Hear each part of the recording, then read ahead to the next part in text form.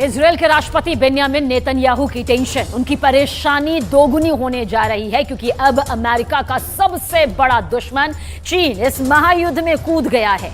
Israel हार जाए इसके लिए चीन ने एक बहुत ही बड़ा कदम उठाया। ये ऐसा कदम है जिसके आगे अमेरिका भी मजबूर नजर आने लगा है।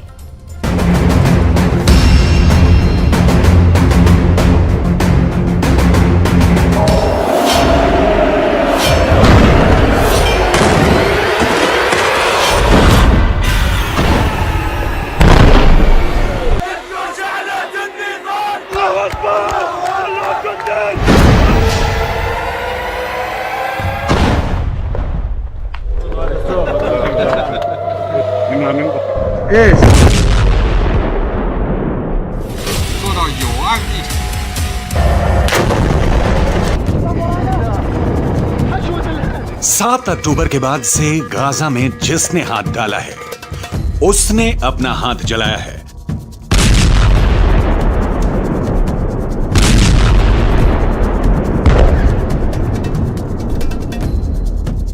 गाजा जलता हुआ कुआं बन चुका है।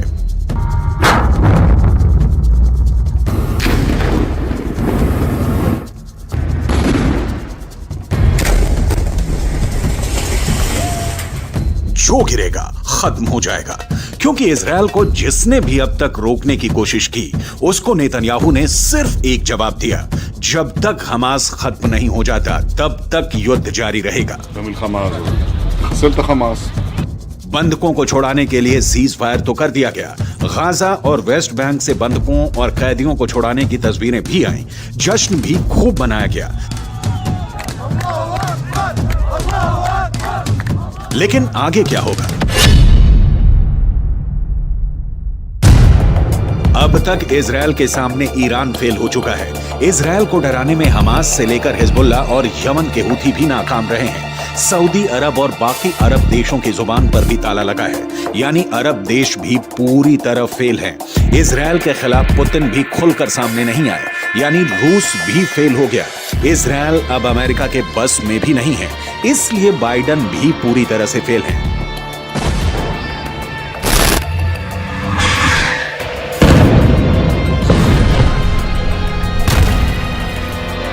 ऐसे में इजरायल को कौन रोकेगा? इजरायल को कौन टोकेगा? गाजा पर फिर बमबारी होगी, इसकी पूरी गारंटी है।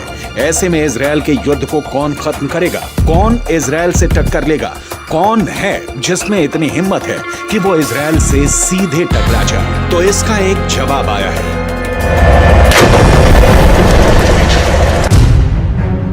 चीन ने बोला है कि वो गाजा का फैसला करेगा।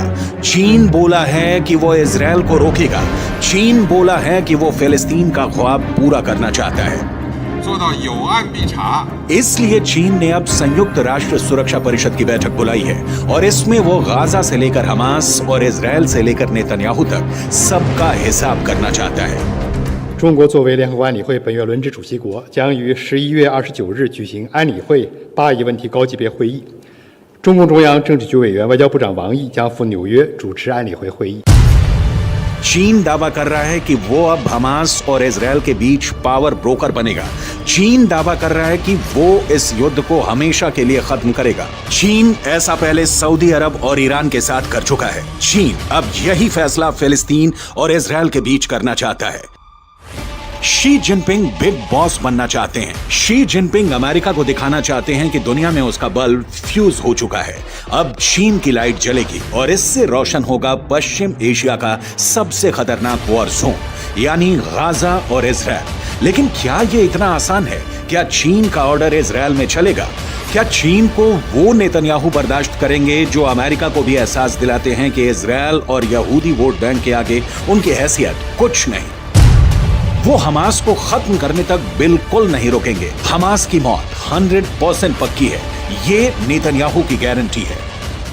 אבל באותה נשימה אמרתי גם לנשיא שבגמר המתווה אנחנו חוזרים בכל העוצמה לממש את היעדים שלנו, חיסול החמאס, להבטיח שעזה לא תחזור להיות מה שהיא הייתה, וכמובן שחרור כל חטופינו.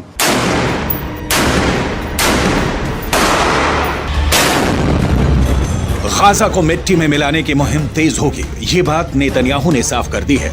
लेकिन इजरायल पर 14,000 से ज्यादा फिलिस्तीनियों की मौत का इल्जाम है और चीन अब इस मुद्दे को खुद हैंडल करना चाहता है। चीन इस पूरे मुद्दे को संयुक्त राष्ट्र सुरक्षा परिषद में लाकर इजरायल को ऐसे घेरना चाहता है जिससे नेतन्याहू बच ना पाए और गाजा में सरेंडर कर दे। 7 अक्टूबर के बाद युद्ध को ऐसे खत्म करना इजरायल की बड़ी हार मानी जाएगी और पहले से घर में घिरे नेतन्याहू की राजनीति का अंत भी हो जाएगा।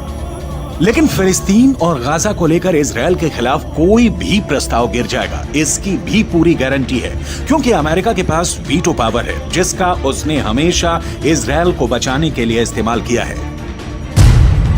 अब तक संयुक्त राष्ट्र में फिलिस्तीन के मुद्दे पर 36 बार प्रस्ताव लाया गया है। इसमें अमेरिका ने 34 में वीटो करके इजरायल को बचाया है। 7 अक्टूबर के बाद भी 2 प्रस्ताव आए हैं और इसमें भी अमेरिका ने इजरायल को बचाने का काम किया है।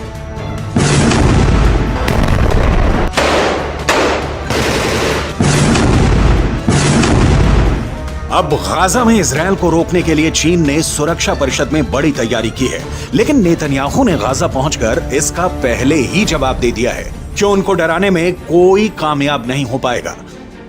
צהריים הלוחמים הגיבורים שלנו. אנחנו עושים כל מאמץ להחזיר את חטופינו ובסופו של דבר נחזיר את כולם. יש לנו 3 יעדים במלחמה הזאת. לחסל את החמאס, להחזיר את כל חטופינו ולהבטיח שעזה לא תחזור להיות איום למדינת ישראל. ואני פה להגיד לחברים כאן, ללוחמים כאן, שאומרים לי את אותם הדברים, ואני חוזר ואומר את זה לכם, אזרחי ישראל. אנחנו ממשיכים עד הסוף, עד הניצחון. שום דבר לא יעצור אותנו.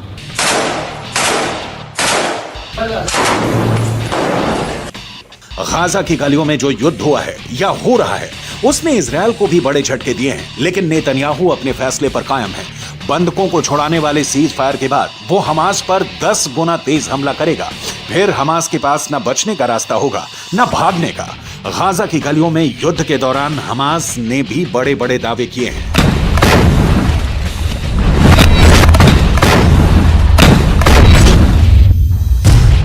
हमास का दावा है कि उसने इजरायल के 180 टैंक और बख्तरबंद गाड़ियों को हमले में फोड़ दिया है।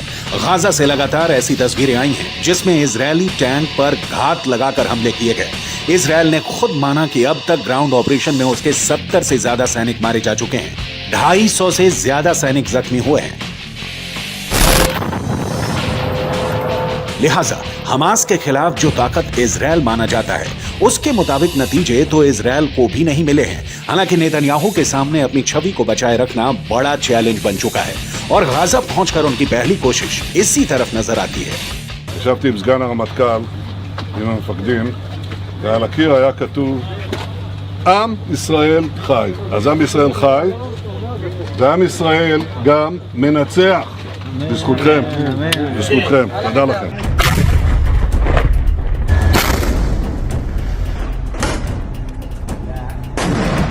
इजरायल का ग्राउंड ऑपरेशन बता रहा है कि अब उसने गाजा को 2 हिस्सों में बांट दिया है, या कहें कि गाजा को 2 हिस्सों में काट दिया है।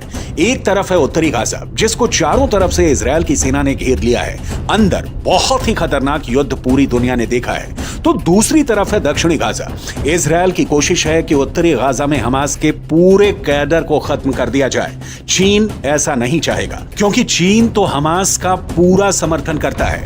ऐसा इसलिए कहा जा रहा है क्योंकि उसने 7 अक्टूबर वाले हमले को लेकर अपना रुख साफ नहीं किया है, या कह सकते हैं कि वो हमास के साथ है।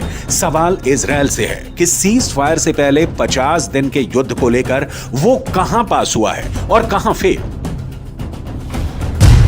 7 अक्टूबर को हुए हमले के बाद हमास के खिलाफ जंग में इजरायल के 2 मकसद थे।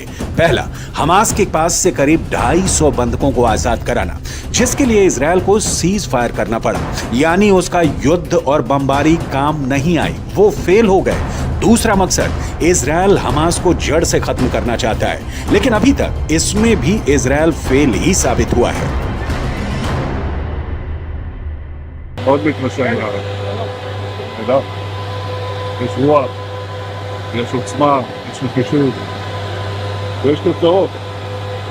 גם את זה, גם את זה. אנחנו כל הזמן. הם פה בגלל ישראל, נכון? אני אומר לך, כמו שאמרתי לביידן, אנחנו הולכים לעשות את זה, להשלים את זה, שלא יהיה לאף אחד ספק. לא מבחינת רק הכוונה, אלא גם היכולת. אני מאמין בכם.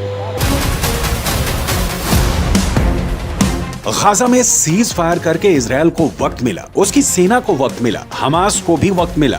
दोनों तरफ अपनी ताकत को फिर से जुटाने का काम हुआ होगा ताकि युद्ध के अगले चरण को और खतरनाक बनाया जाए। लेकिन यहां के मुकाबले इजरायल का अगला चैलेंज हिजबुल्लाह भी है और यमन की हूथी सरकार भी। दोनों ही इस सीज फायर का हिस्सा नहीं रहे हैं, यानी इजरायल पर उस फ्रंट से हमला नहीं होगा, इसकी कोई गारंटी नहीं है। गाजा से दूर एक और खबर जिसने पूरी दुनिया को चौंका दिया। सीज फायर से पहले जब इजरायल गाजा पर हजारों टन बॉम्ब बरसा रहा था, तब पुतिन ने यूक्रेन के महायुद्ध को लेकर एक ऐसा फैसला किया जिसने जो बाइडेन को परेशान कर दिया। दरअसल बताया यह जा रहा है कि यूक्रेन में ऐसी सेना उतर चुकी है जो हमास से भी ज्यादा खतरनाक और खौफनाक है।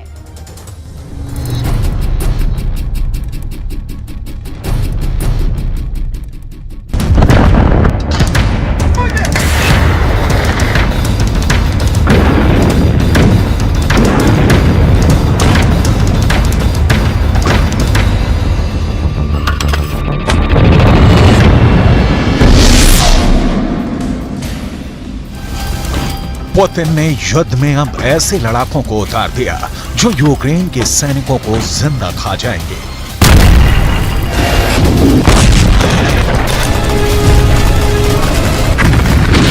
पुतिन ने युद्ध में ऐसे सैनिकों को उतार दिया है जिसे देखकर ज़ेलेंस्की के सैनिक खौफ में भर गए हैं।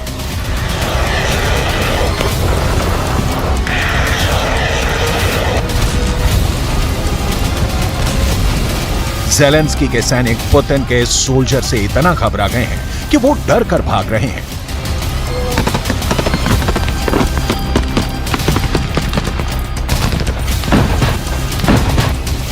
यूक्रेन के सैनिकों को समझ में नहीं आ रहा कि गोली बारूद को तो चकमा दे दें, लेकिन उससे कैसे बचें जो उन्हें जिंदा खाने को बेताब है।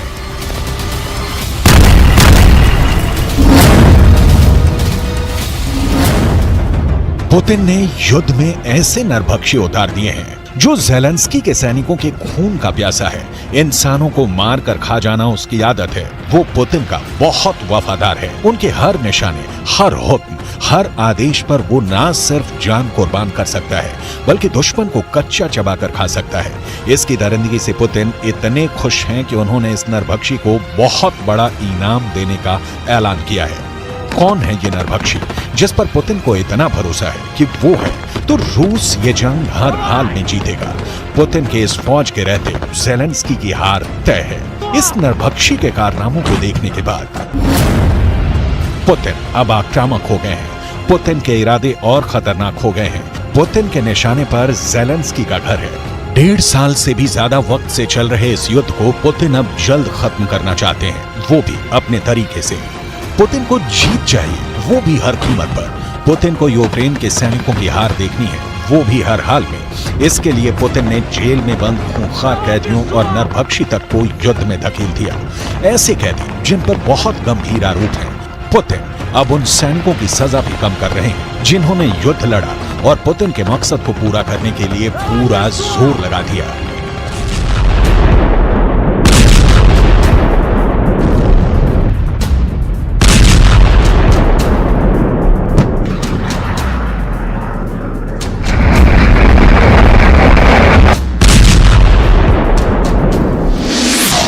ये है रूस का खूंखार अपराधी डेनिस गोरिन, जिसकी सजा को पुतिन ने खत्म करने का फैसला किया है।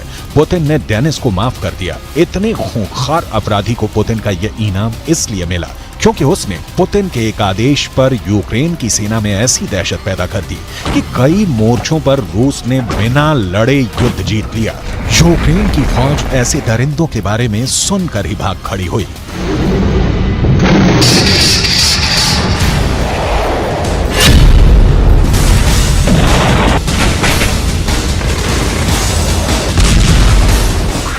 डेनिस गोरिन दरिंदा है, ये पुतिन को भी मालूम है। डेनिस गोरिन इंसानों को कच्चा खा जाता है, ये भी उनके कमांडरों को मालूम है। डेनिस गोरिन इंसान के मरने से पहले उसे खाना शुरू कर देता है। ये भी सब जानते हैं और इसी वजह से उसकी दहशत बहुत ज्यादा है। ऐसे खतरनाक अपराधी की सजा माफ करना कितना सही है, इस पर लंबी बहस हो रही है। लेकिन फिलहाल तो पुतिन को सिर्फ यूक्रेन चाहिए, चाहे वो डेनिस गोरिन गोली चलाकर उन्हें दे या फिर ज़ेलेंस्की की फौज को जिंदा खाकर उनका मोर्चा साफ कर दे। पुतिन की सेना में डेनिस की तरह कई अपराधियों को शामिल किया गया और अब इसका नतीजा सामने है। रिपोर्ट है कि पुतिन ने अपनी नई फौज में 35,000 से ज्यादा अपराधियों को शामिल किया। ब्रिटिश मीडिया का दावा है कि इन अपराधियों में हत्यारे भी हैं, बलात्कारी भी हैं और यहां तक कि नरभक्षियों को भी इस फौज में शामिल कर लिया गया है। रिपोर्ट के मुताबिक मॉस्को की तरफ से ऑर्डर आया कि अगर ये 6 महीने तक लड़ते रहेंगे तो रूस इनकी सजा माफ कर देगा, या कहें कि इनको आगे की सजा से आजादी मिल जाएगी।